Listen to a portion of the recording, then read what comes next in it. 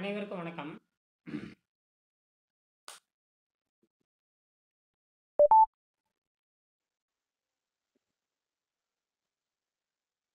அனைவருக்கும் வணக்கம். பல ஆண்டுகளாக உணவில்லாமல் வாழும் கலையை, நீர் உணவு முறையை தமிழக மக்கள் பயன்பெறுமாறு முடிந்த அளவுக்கு விளக்கிச் சொல்லி வருகிறேன். இது மனம் சார்ந்த மருத்துவம், உடலை சரி செய்கின்ற மனம் சார்ந்த மருத்துவம், இயற்கை ஆற்றலில் வாழ்கின்ற மருத்துவம். யாருடைய அரசனுடைய உதவி இல்லாமல், எந்த அரசனுடைய உதவி இல்லாமல் இயற்கை சார்ந்து வாழ்கின்ற மருத்துவம், இயற்கை ஆற்றலில் வாழ்கின்ற மருத்துவம், விருப்பப்படி நீண்ட நாள் வாழ்கின்ற மருத்துவம், யாருடைய குறுக்கீடும் இல்லாமல் வாழக்கூடிய மருத்துவம். ஒரு ஆசிரியர், ஒரு மாணவன், 2 பேரும் புரிந்து கொண்டு ஆசிரியர் மாணவனுக்கு ஒரு உடன்படிக்கை செய்து கொண்டு ஒரு சொல்லக்கூடிய மருத்துவம்.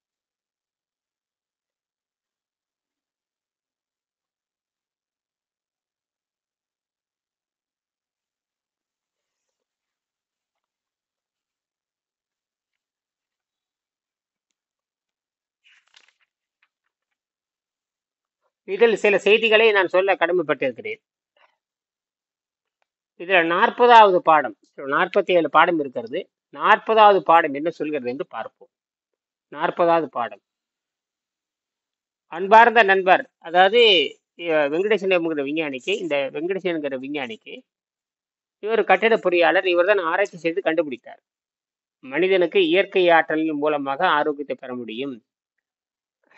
மன வலிமை வைத்து மனமாற்றம் நடந்து உணவு பழக்கத்தை விட்டு உடம்பை தூய்மை செய்கின்ற உணவு பழக்கத்தை 180 நாட்கள் கடைப்பிடிப்பதற்கான 2 தன்மை சொல்கிறார். நீரை எப்படி அருந்த வேண்டும், பிறகு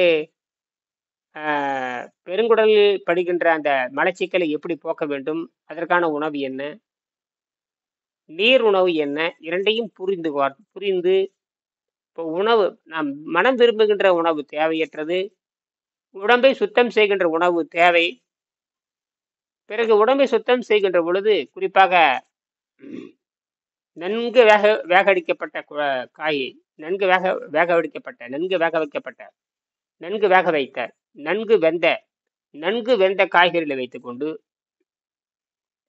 அந்த பெருங்குடலை சுத்தம் செய்வதுதான் நன்கு வேக பிடிக்கப்பட்ட காய். அந்த வேக வைக்கப்பட்ட காய் என்பது சத்து பொருள் அல்ல, அது ஒரு சீவக்கட்டை, துடப்பக்கட்டை. தண்ணீர் என்பது சத்து பொருள் அல்ல, அது சுத்தம் செய்கிற பொருள். தண்ணீரை அருந்தினாலோ பழத்தை அருந்தினாலோ அது உணவுப் பொருள் அல்ல, அது அன்னப்பாதையை தூய்மை செய்கின்ற பொருள். அதே போலதான் ஒரு காய், நன்கு வேக வைத்த காய் என்பது உணவுப் பொருள் அல்ல, அது துடப்பக்கட்டை. பல்லை விளக்குகின்ற பொழுது நாம் பல்லு குச்சியை பயன்படுத்துகிறோம், வேப்பங்குச்சி. இன்னைக்கு நான் வேப்பங்குச்சி தான் பயன்படுத்துறேன், பல்லு சுத்தமாக தான் இருக்க, நாக்கு தெளிவாக தான் இருக்கு. பல் குச்சியை வைத்து விளக்குகின்ற பொழுது அது உணவு என்று சொல்ல முடியாது. அப்ப உணவு என்பது ஒண்ணு உடம்புல கிடையாது. உணவு என்பது போதைப் பொருளாகத்தான் பயன்படுத்துறான், போதைப் பொருளைத்தான் பயன்படுத்துறேன், வேறதான். மனம் விரும்புகிறதெல்லாம் போதைப் பொருள். உடம்பு நோயை நீக்கிச்சுன்னா அது போதைப் பொருள் கிடையாது. உடம்புக்கு நோய் உண்டானால் அது போதைப் பொருள், உடம்புக்கு நோய் இல்லைன்னா அது போதைப் பொருள் கிடையாது. அப்ப உடம்புக்கு நோய் இல்லைன்னா அது போதைப் பொருள் கிடையாது.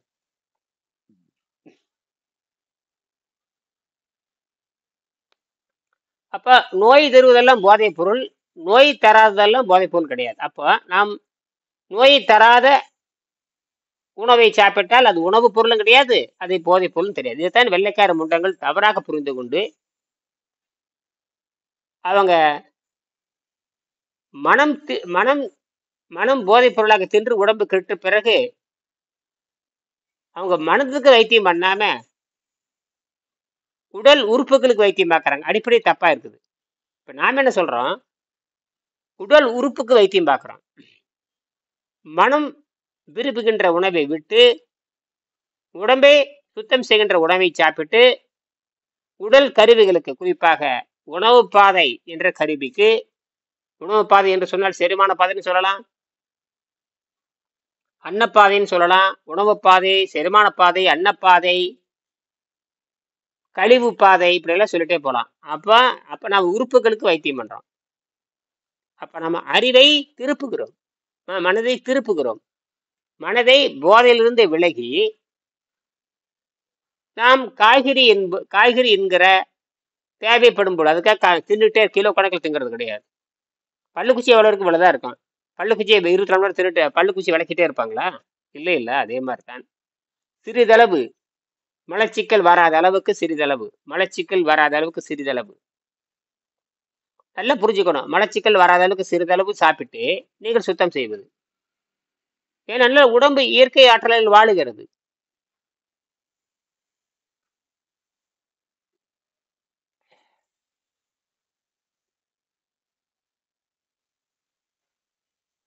ஆகையினால வெங்கடேஷ் என்கிற விஞ்ஞானி என்ன சொல்லுகிறார் என்று பார்க்க வேண்டும். வெங்கடேசன் என்கிற விஞ்ஞானி என்ன சொல்லுகிறார் என்று பார்க்க வேண்டும். இப்ப அவர் இவர் கேள்வி கேட்டிருக்காரு, அந்த கேள்விக்கு பதில் சொல்லுகிறோம். நாம கேள்விக்கு பதில் சொல்கின்றோம். அன்பார்ந்த நண்பர் அவர்களுக்கு எஸ் வெங்கடேசன் நன்றியுடன் எழுதி கொள்வது.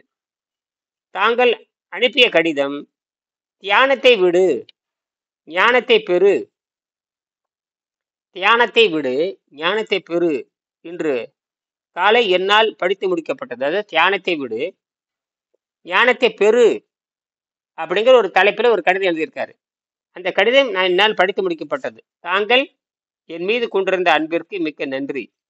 இதனுடன் நான் அனுப்பி உள்ள ஜெராக்ஸ் பக்கங்கள் 161 162 பேப்பரை படித்து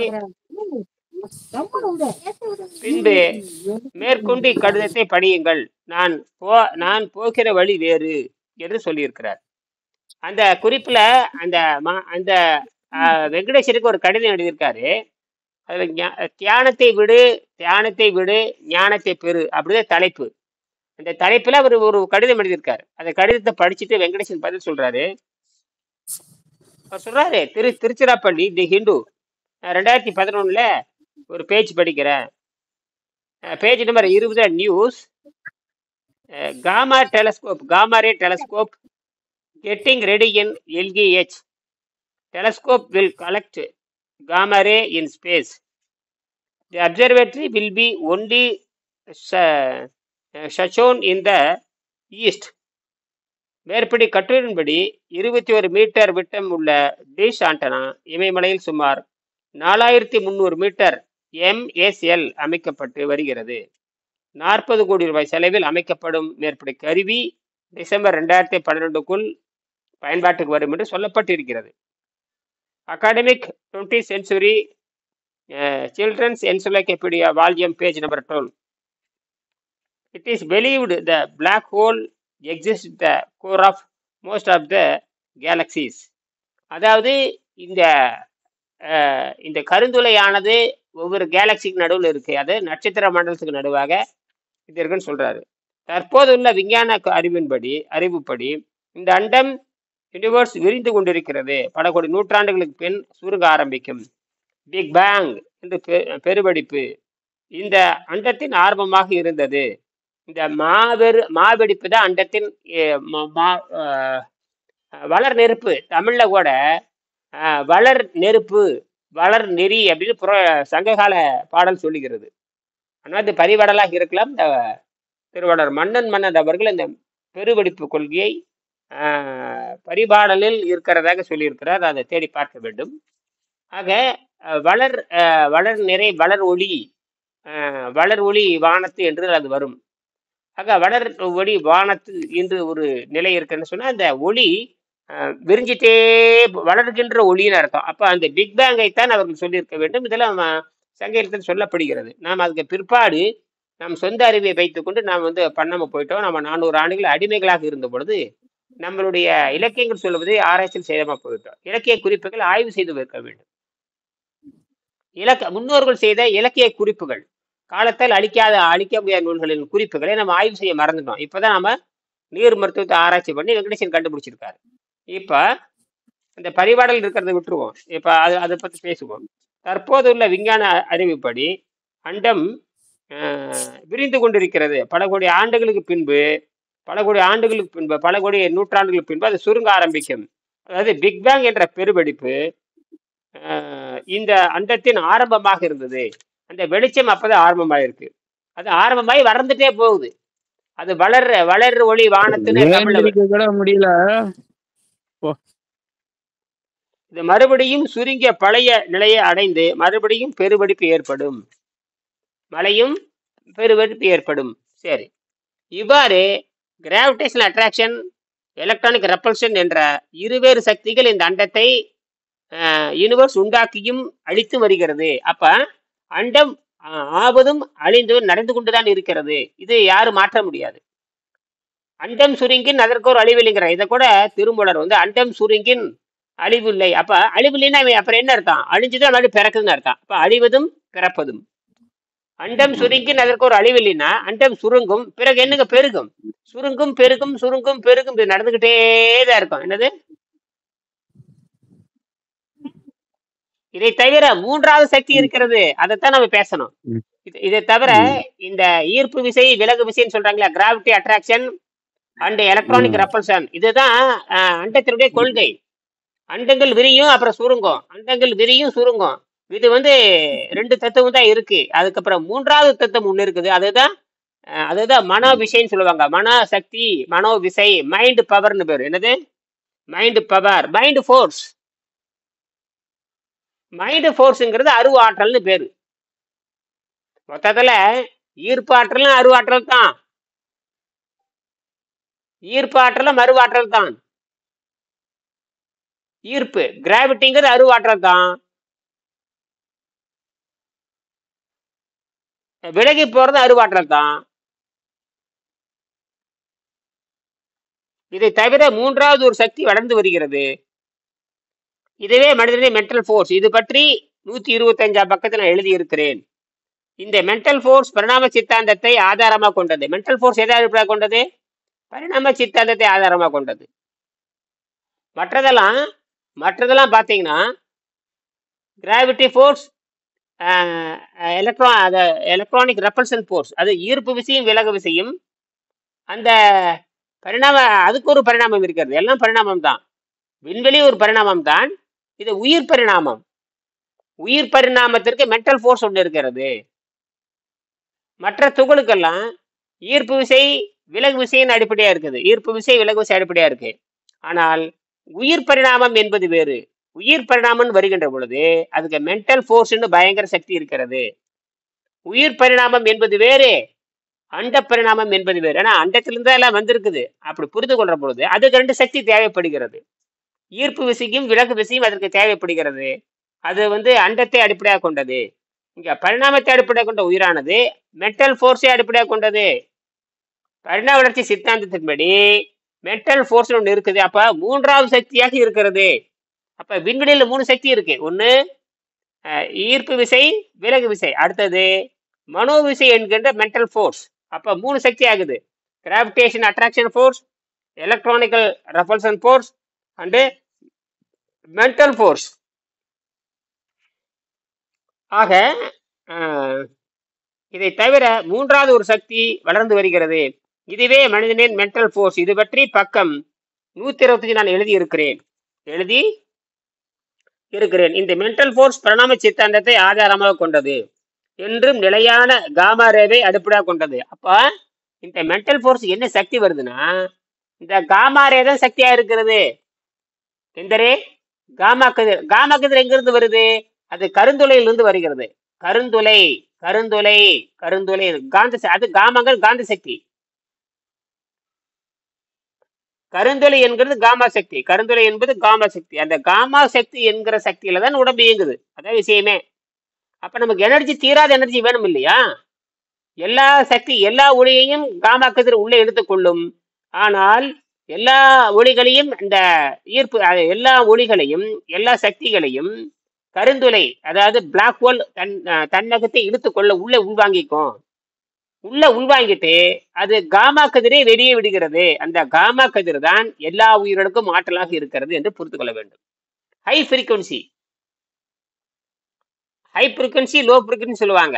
ஹை ஃப்ரீக்வன்சி லோ ஃப்ரீக்வன்சின்னு சொல்லுவாங்க. ஹை உயர்ந்த அதிர்வெண், அதாவது எந்த அண்டங்களையும் தொலைச்சிட்டு போற அளவுக்கு அதுக்கு இருக்கும். அப்ப இந்த உடம்புங்கிற அண்டத்தை தொலைச்சிட்டு போய் நமக்கு ஆற்றலை தருகிறது. இதுதான் வந்து அந்த காமா கதிர்பாங்க. இந்த காமா கதிர் எங்கிருந்து வருது? அது கருஞ்சுளையின் நடுப்பகுதியிலிருந்து வருது. அதாவது காந்த கதிர். அந்த காந்த கதிர் தான் மனிதனுக்கு பயன்படுத்தி இருக்கிறது. அதை யோகிகள் பயன்படுத்தி இருக்கிறார்கள் என்று புரிந்து கொள்ள வேண்டும். சரியா?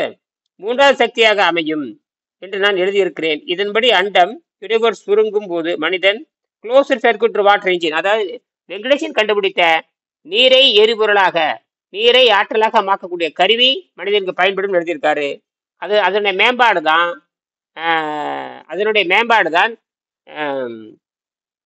சோடியம் மெக்னீசியம் ஃபெரைட் என்று சொல்லக்கூடிய அந்த நுண்துகள், அதாவது sodium magnesium ferrite magnetic material, sodium magnesium ferrite என்கிற மேக்னெட்டிக் மெட்டீரியல் பயன்படுத்தி தண்ணீரை நாம் ஹைட்ரஜனாகவும், தண்ணீரை மின்சாரமாகவும், தண்ணீரை ஹைட்ராக்சைடாகவும் மாற்றிக்கொள்ளலாம். தண்ணீரை ஹைட்ராக்சைடா மாற்றலாம், தண்ணீரை ஹைட்ரஜனா மாற்றலாம், தண்ணீரை வந்து என்னவா மாற்றலாம்? மின்சாரமா மாற்றலாம். இதுதான் வந்து கண்டுபிடிப்பு. இது உயர்ந்த கண்டுபிடிப்பு வந்தாச்சு. இனிமேல் வந்து வெங்கடேசன் கண்டுபிடிச்சது உண்மையாக போகிறது, வெங்கடேசன் சொல்வதெல்லாம் உண்மையாக போகிறது அப்படின்னு அர்த்தம். புரியுதுங்களா? சரி,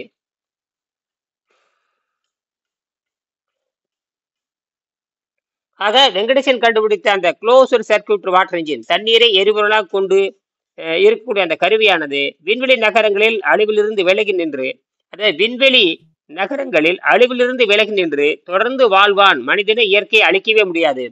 மனிதனை இயற்கையை அழிக்கவே முடியாது. விண்வெளிக்கு போயிட்டு யாரும் அழிக்க முடியாது. இன்னைக்கு கூட இஸ்ரேல்ல இப்ப நிலநடுக்கம் நடந்திருக்குது. இப்போ இஸ்ரேல இப்ப நிலநடுக்கம் நடந்துட்டு இருக்கு. நான் பார்த்துட்டு இருக்கிறேன், டிவி ஓடிட்டு இருக்குது. இஸ்ரேல் இப்ப அடிச்சு நொறுக்குது. இப்ப ஓடிட்டு இருக்கு, நான் பார்த்தேன். ஆனா ஆச்சரியமா போட வகாது தாக்கு. என்னது, நிறைய பேர் சாகல. அதான் நிறைய பேர் சாகல. இப்போ இஸ்ரேல் இப்ப நிலநடுக்கம் நடந்துட்டு இருக்குது. ஏன்னா பெரிய அட்டகாசம் பண்ணிட்டு இருக்கான். அதுதான் அது வேற இது வேறங்க. ஆமா, அது வேற இது வேற. 6.9 ஓடிட்டு இருக்குது. கட்டடங்கள் குலுங்கிட்டு இருக்குது. சம்பந்தமே இல்லாம வந்திருக்கு. சம்பந்தமே கிடையாது. அவன் நினைச்சுக்க, நெத்தன்யாகு நினைச்சு கூட பார்த்திருக்க மாட்டான். என்ன பெரிய சேதம். ஆமா, கட்டடம் அப்படியே ஆடுது. மிகப்பெரிய டெல் அபீவ் நகரம். அதாவது இஸ்ரேலுடைய தலைநகர் டெல் அபீவ். இந்த டெல் அபீவ் இருக்கிற பயங்கரமான கட்டடங்கள் அப்படியே ஒரு குலுங்கி இருக்குது. அவனை மெல்ட்டுது. அது என்னமோ தெரியல, மாட்டி உடனே இதை வச்சு கடவுள் கத்திரிமாமானுங்க. அதெல்லாம் முட்டாளுங்க. கடவுள் கத்திரிக்காய்ன்னு பேசுற முட்டாளுங்க. என்னது, கடவுள் ஆச்சு கத்திரிக்காய் ஆச்சு, அவங்க ஆண்டவன் உள்ள பூந்துட்டாங்க. கொலை செய்யறப்ப நிறுத்த வேண்டியதானே? கடவுள் வந்து கொலை செய்யும்போது நிறுத்த வேண்டியதானே? 50,000 பேர்த்த கொலை செஞ்சிருக்க, நேரம் அங்க போய் இறங்கிட வேண்டியதானே? அதை சொல்ல மாட்டேன் முட்டாளுங்க. என்னது, மத முட்டாளுங்க. கடவுளுக்கு என்ன பயமான்னு கேட்கறேன். நான் நெதன்யா கண்டு கடவுளுக்கு பயமான்னு கேட்கறேன். நேத்துதான் நிறைய பேரை கொண்டிருக்கான். அப்ப கடவுளே அப்ப கடவுள் வந்து நெதன்யாவை கண்டு பயப்படுறாரான்னு கேக்குறேன். 60,000 பேர்த்த கொண்டிருக்கான்ப்பா. இன்னும் தினம் கொண்டுட்டே இருக்கிறான். அப்ப கடவுள் ஏன் போக மாட்டேங்கிறாரு? தினமும் கொள்றான். அப்ப எங்க கடவுள் போக மாட்டேங்கிறாரு? அப்படி பாத்தீங்கன்னா ஒரு நாளைக்கு லட்சங்களாய் கொள்றான். ஒரு நாளைக்கு பல கோடி ஆட்டை கொள்றான், பல கோடி மாட்டை கொள்றான், பல லட்சம் மனுஷனையும் கொள்றான். அப்ப கடவுள் வந்து என்ன பண்ணிட்டு இருக்க? கோடி முட்டைக்கு மயிர் பிடிக்கிட்டு இருக்காரு கடவுள்.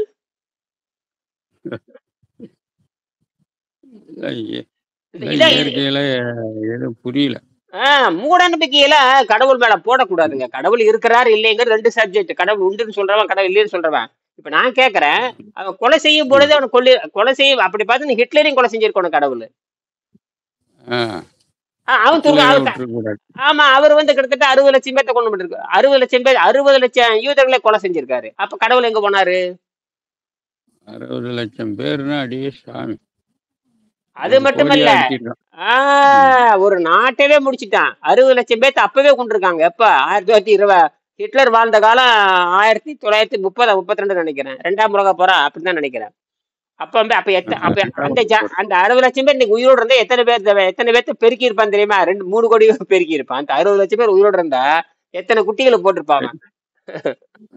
எல்லாத்தையும் கொன்னு தீர்த்துட்டான். கொன்னே தீர்த்து போட்டான். அது கேஸ்ல விட்டு சைனைடு கேஸ் உள்ள விட்டு கொண்டு இருக்கான். அவனுக்கு இருக்கவே கூடாதுன்னு சொல்லிட்டு போனான். இருக்கவே கூடாதுடா. இந்தனவர். அந்த அந்த யூத இனமே இருக்கக்கூடாது. அவன் யூதர்னு அவன் சொல்றான். அது ஒரு நாங்க தான் இருக்கோம். அது என்னமோ காரணத்துல கொலை செஞ்சிருக்கானா அவன் கண்டுபிடிச்சிட்டான். இவனுக்கு இருந்து நாட்டையே அழிச்சிடுவானுங்க சொல்லிட்டு யூதர்களை அவங்கள இருக்கவே கூடாதுன்னு நினைக்கிறோம், ஆமா நினைச்சிருக்கான். ஆமா யூதர்கள் இருக்கவே கூடாங்க. ஆனா கொஞ்சம் மிச்சமாயிட்டானுங்க. அந்த மிச்சமானது பூரா முடிச்சிருச்சு. அது என்ன பண்ணுதுன்னா இருக்கிறதுன்னு போட்டு கொள்ளுது. கொலை செய்யறது வந்து ஏற்றுக்கொள்ள யாரா இருந்தாலும் கொலை செய்யறது ஏற்றுக்கொள்ள முடியாதுங்க. ஏற்றுக்க முடியாது. ம். ஏன்னா தீவிரவாதம் தான். ஆமா அது விடுதலை. அது யாரு தமிழர்கள் செய்தா மட்டும் நியாயமா? யாரு ம். தமிழர்கள் செய்த இவங்களும் எல்லா போற கையில ஆயுதம் எடுக்கணும் அத்தனை பேரும் கொலை செய்யறாங்கல்ல. ம். ஆயுதம் எடுத்தோம்னா கடைசியில அழிக்கிறது. அதே மாதிரி தமிழர்கள் 2 லட்சம் பேர்த்த கொலை செஞ்சாங்களா? அப்ப அந்த கடவுள் வரவே இல்லையே. 2 லட்சம் பேர். அப்படியே ஒரே நாள்ல ஒரு வாரத்துல 2 லட்சம் பேர் அப்படியே அழிச்சா அப்ப இந்த கடவுள் எங்க போனாரு? அப்ப இந்த கடவுளுங்கிறது ஒரு நம்பிக்கை அவ்வளவுதான். அதை வச்சுக்கிட்டு போட்ட அவ்வளவுதான். கடவுள் ஒரு நம்பிக்கை அவ்வளவுதான். அதை வச்சுக்கிட்டு அவரை கேவலப்படுத்துறது. நம்பிக்கையை வச்சுக்கிட்டு அவர் வருவான்னு சொன்னா என்னையா இது? எப்ப நான் செத்து சுடுகாடு போய் சொர்க்கம் போய் சேர்ந்ததுக்கு அப்புறமா அப்புறம் பேசுறது அது இதெல்லாம் வந்து அறியாமையின் வெளிப்பாடு. கையலாகாத தன்மை. என்னது கையிலாகாத தன்மை? கையால் ஆகிறத கடவுள் முயற்சி செய்யறோம். ஆக மனிதனை வந்து நேசிக்க வேணும் இல்லையா? மனிதனை நேசிக்கணும், ஒழுக்கமா இருக்கணும், அன்பா இருக்கணும், கட்டுப்பாடு இருக்கணும், ஒரு மனிதனை நேசிக்க வேண்டும். ஒரு மனிதன் துன்பப்படுகின்ற பொழுது அது என்னன்னு விளக்கம் சொல்லணும். மதத்தை ஓரங்கட்டணுங்க ஐயா. மதம் என்பது இயற்கைக்கு எதிரானது. மதம் என்பது இயற்கைக்கு எதிர்தான். மதம் வந்து மனிதனை ஒழுங்குபடுத்தவே கொடுத்தாது. மதம்னா அது வந்து போதைன்னு தான் அர்த்தம். மதம்னா போதை தான். மதம் கொண்ட யானைம்பாங்க.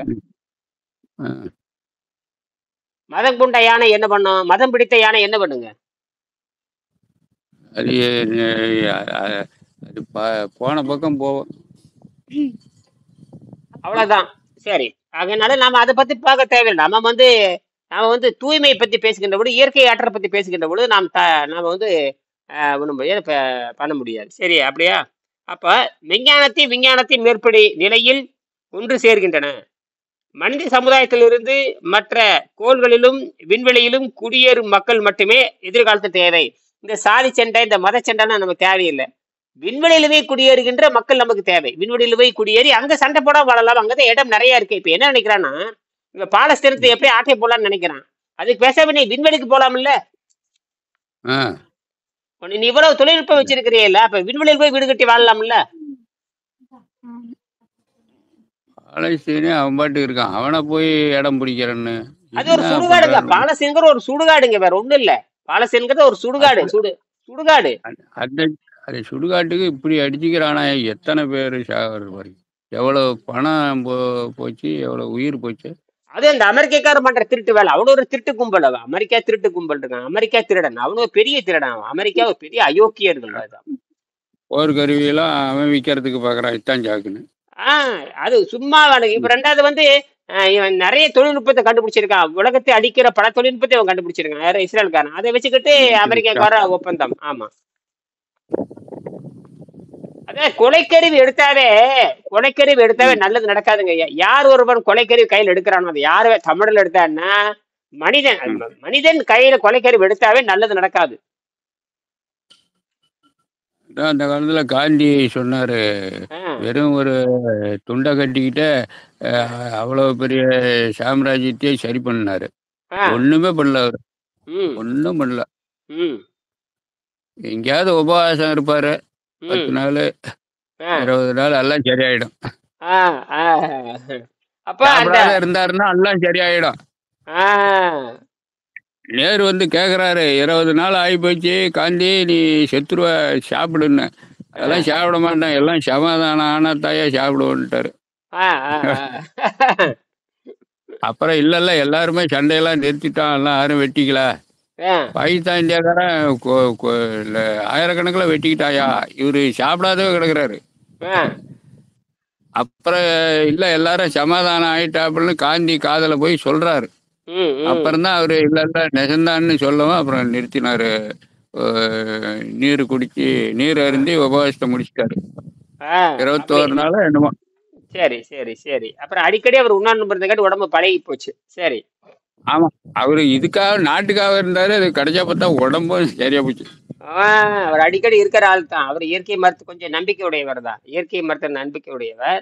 அவர் காய்ச்சல் வந்தா உண்ணாவிரதம் போட்டுருவாரு. அவர் காய்ச்சல் வந்தாவே உண்ணாவிரதம் தன் குழந்தைகளுக்கு உண்ணாவிரதம் பயிற்சி குடுத்திருக்காரு. ஆமா. எந்த ஆங்கில மருத்துவம் அவர் எடுத்துக்க மாட்டாரு. ம். சரி. ஆக ம். ஆக நாம வந்து இப்ப என்ன மனிதனை நேசிக்க வேண்டும். விண்வெளியில் ம். குடியேறுகின்ற மனிதர்கள் நமக்கு தேவை. மெய்ஞானமும், விஞ்ஞானமும் ஆ. ஏற்படும் நிலையில் ஒன்று சேர்கின்றன. ம். மெய்ஞானம், விஞ்ஞானம் ஒண்ணு சேரணும். ம். மனித சமுதாயத்தில் இருந்து மற்ற கோள்களிலும் விண்வெளியிலும் குடியேறும் மக்கள் மட்டுமே எதிர்காலத்தில் தேவை. இப்ப விண்வெளியில குடியேறுற மக்கள் தான் நமக்கு தேவை. இங்க சண்டை போட்டு என்ன பண்ண போறீங்க? ஆனா எதிர் எதிர் வெங்கடேஷ் ஐயா எழுதியிருக்கிறதையா ரொம்ப நமக்கு குழப்பமா தான் இருக்குது. நம்ம ஆ, உணவு இல்லாத வாழ்ந்து ஏதோ கொஞ்சம் உருப்படியா செய்யலான்னா, அவரு எங்கேயோ போயிட்டாரு. நீ என்ன நினைச்சுக்கிட்டு இருக்கிற? அதுக்கு மேல நீ மேல போய் வாழலாயாங்கிறாரு. இதெல்லாம் யாருமே எந்த ஒரு யோகியும் நினைச்சு பார்க்க முடியாத விஷயம் இதெல்லாம். எழுதியிருக்காரு அற்புதமா நான் கண்டுபிடிச்ச கிராவிட்டி வேலும் கிராவிட்டின ஈர்ப்பு ம். விசை மின்சாரம் கிராவிட்டின ஈர்ப்பு விசை மின்சாரமும் ம். தண்ணீரை எரிபொருளாக மாற்றுகின்ற கருவியும் தண்ணீரை எரிபொருளாக மாற்றுகின்ற கருவியும் ஈர்ப்பு விசை ம். மின்சாரம் ரெண்டும் சேர்ந்து மனிதனை ம். அழிவிலிருந்து காப்பாற்றி அண்டங்கள் அழிந்தாலும் வெற்றிடம் அழியாதுங்கிறாரு. அண்டங்கள் அழிந்தாலும் வெற்றிடம் அழியாது. அழியாத நகரங்களை உருவாக்கி அண்டங்கள் அழிவதை கண்ணால் பார்க்கலாம்ங்கிறாரு. கண்ணால் பார்த்து கொண்டே அண்டங்கள் நட்சத்திரங்கள் அழிவதை கண்ணால் பார்த்து கொண்டே மனித குலம் ம். அழியக்கூடாது என்பதற்காகத்தான் நான் இதை கண்டுபிடித்தேன்னு எழுதுறாரு. இவரு ரொம்ப ஒரு உயர்ந்த நிலையில இருந்திருக்காரு. அதை யாரும் புரிஞ்சுக்கல. அவரு இருக்கிறப்ப கூட. நான் புரிஞ்சுக்கிட்டேனே, அதை எழுதிட்டேன். நான் புரிஞ்சுக்கிறதுக்கு அடிக்கிறேன். அதான் அதான் நீங்க போட்டுக்கிட்டு இருக்கீங்க. அதான் ஆஹ் அவரு இருந்தப்பயும் புரிஞ்சுக்கல, இப்பயும் புரிஞ்சுக்கல. இந்த மாதிரி எந்த யோகிகளும் நினைச்சு பார்க்க முடியாத அளவுக்கு எல்லாம் பேசிக்கிட்டு தான் இருக்கிறாங்களே ஒழிய சொல்லல. உம் ஆக அவர் நினைச்சது ஒரு காலத்துக்கு நடந்து தீரும். அப்பதான் நினைப்பாங்க வெங்கடேஷ் சொன்னது நடக்குதாட்டு இருக்குது. சரி, அதை எழுதியிருக்காரு பாருங்க. நான் கண்டுபிடித்த இந்த கருவியானது விண்வெளியில் நிரந்தரமாக மனிதன் வாழுகின்ற குடியிருப்புங்கிறாரு. இதை விட என்ன விண்வெளியை பத்தி எப்பவே பேசுறாரு. விண்வெளியில கருவி கண்டுபிடிச்சு கையில கொடுத்துருப்பாரு. தியரி கொடுத்தாச்சு, அது பேசிக்கலா கொடுத்தாச்சு. இன்னும் வந்துரும் பாருங்க. அதை நான் அதை செஞ்சு காட்டிடுவேன். அதை நான் வந்து செஞ்சு காட்டிடுவேன். அது என் பொண்ணை வச்சு அஹ் செஞ்சு காமிச்சிருவேன். அதெல்லாம் அதுக்காக அதை செஞ்சு காட்டிடலாம். நான் ஏற்கனவே ஈர்ப்பு விசை அதை விட மலிவா கண்டுபிடிக்கணும். இப்ப வெங்கடேசன் 2 கருவி கண்டுபிடிச்சிருக்காரு. ரெண்டுமே மின்சாரம் தயாரிக்கிறது தான். கிராவிட்டில இருந்து அஹ் எலக்ட்ரிசிட்டி தயாரிக்கலாம். அதையும் நான் கண்டுபிடிச்சு ம். பார்த்தேன். அது அது வந்து ம். அதுக்கப்புறம் தண்ணீரை எரிபொருளாக மாற்றுவது எப்படி? தண்ணீரே எரிபொருளா மாத்திரலாம். அது தண்ணி எரிபொருளை நேரம் எரிக்கிறது இல்லை, அது மின்சாரமா மாத்துறது. அதான் விஷயமே. ம். எரிபொருளாவே அத எரிபொருளாவே தீ பிடிச்சி எரிதுன்னு சொல்லக்கூடாது. எரிபொருளாவே இன்னொரு பொருள் இன்னொராக மாற்றுதல்னு அர்த்தம். அதான். அது எப்படியோ மூளைக்கு ஒன்றும் யாரோ சொல்லிக்கிட்டு தான் இருக்காங்க. இவரு எல்லாம் செஞ்சு காட்டு போயிருக்காரு. நான் செஞ்சு பார்த்துட்டேனே. நான் செஞ்சு பார்த்துட்டு நான் இவ்வளவு தூரம் அதான் சொல்றேன். நான் சின்ன அளவுல நீங்களும் செஞ்சு பார்த்து சொல்லிட்டீங்க. ஆ, இதை யாரும் இன்னும் ஸ்டெப் எடுக்கல. இதுக்கு இத்தனை ஆராய்ச்சியாளர்களும் ம். பேசாதவே இருக்கிறான். அதாவது நான் வந்து என்ன பண்ண ஏதாவது கேட்டீங்கன்னா, நான் 1 கிராம் தண்ணி 1 ml தண்ணியில இருந்து 0.9 வோல்ட் எடுத்தேன். 0.9 900 மில்லி வோல்ட் வெளியே எடுத்தேன். இதை பத்தி யாரும் சிந்தனை பண்ணாதவே இருக்கான். 900 மில்லி வோல்ட், அது கிட்ட நியரஸ்ட் 1 வோல்ட் வரைக்கும் வெளியே எடுத்தேன். 5 மில்லி ஆம்பும். இது உலகத்துல யாரும் ம். செய்யாதது. அது எப்படி அது கிளீன் வாட்டர்ல, அது கிளீன் வாட்டர் சாதாரண விஷயம் இல்ல. கிளீன் வாட்டர்ல எதுவுமே இருக்காது. கிளீன் வாட்டர்ல எதுவும் இருக்காது. அதான் இந்த டிஸ்டில் வாட்டர். டிஸ்டில் வாட்டர் எந்த அயனும் இருக்கக்கூடாது. எந்த அயன்ஸும் இல்லாம எலக்ட்ரிசிட்டி வெளியே வருது. இந்த கேள்விக்கு யாரும் பதில் சொல்லவே இல்லை. பையன் சொல்ல மாட்டேங்கிறான். ஆமா, தெரியாது. என்ன சொல்றான்னா, ம். டிஸ்டில் வாட்டர்ல எலக்ட்ரிசிட்டி கொடுத்தா கூட பாயாதுங்கிறான். டிஸ்டில் வாட்டர்ல ம். ம். டிஸ்டில் வாட்டர்ல எலக்ட்ரிசிட்டி கொடுத்தா கூட பாயுதுங்கிறான். எலக்ட்ரிசிட்டி எப்படா வெளியே வருதுன்னா, அதுதான் நானோ தொழில்நுட்பம். அதுதான் நானோ தொழில்நுட்பம் பேரு. குவாண்டம் மெக்கானிசம் பேரு. அது குவாண்டம் பேரு குவாண்டம் எலக்ட்ரிசிட்டின்னு பேரு. குவாண்டம் எலக்ட்ரிசிட்டிங்கிறத இப்ப நான் புதுசா கண்டுபிடிச்சது. குவாண்டம்னாவே அது புரியாது. அதான் அவங்களுக்கு எவனுக்கும் ம், புரியாது. புரியாது. அதனால நாம் இதை பத்தி மீண்டும் பேசுவோம். நன்றி, வணக்கம். நன்றி வணக்கம்.